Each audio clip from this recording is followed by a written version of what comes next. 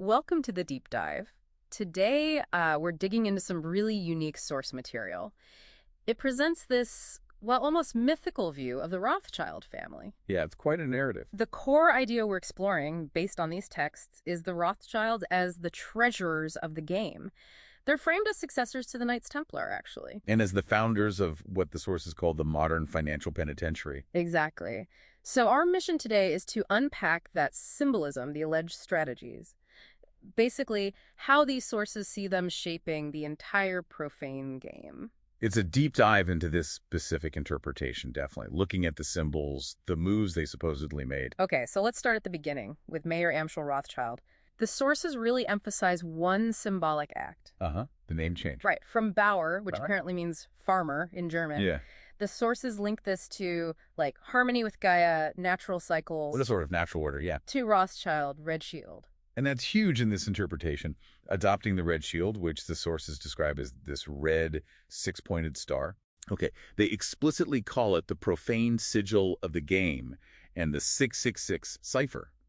So a sigil being a symbol of power, a cipher, a hidden code. So changing the name wasn't just cosmetic.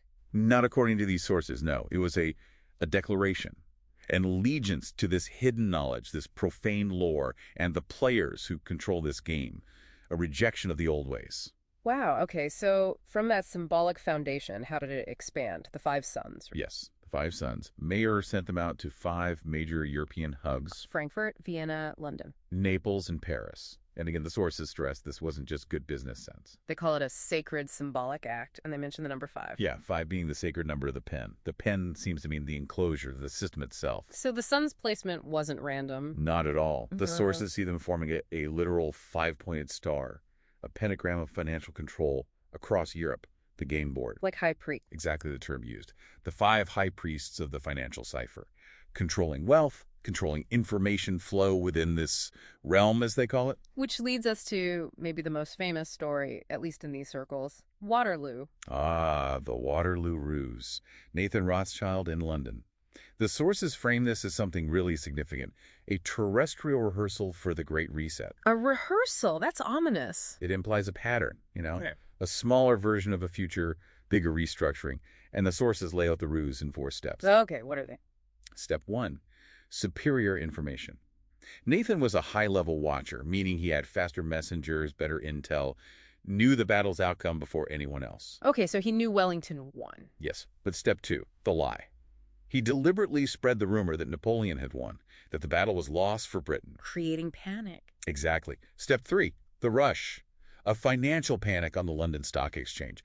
Everyone's selling off government bonds, assets, a rush driven by his ruse. And step 4 must be? The profit. In the chaos, Nathan and his agents bought up everything. The sources say he bought the assets of the pawns, meaning ordinary people's holdings, for pennies on the pound. Essentially, the entire British economy. Just staggering, if true. It's presented as the masterful move, and the sources connect it directly to the methods of what they call the OK Club, this hidden group supposedly running things. And the result, according to them? Complete control of the Bank of England, which they identify as the central treasury of the game. But wait, isn't the Bank of England government-owned?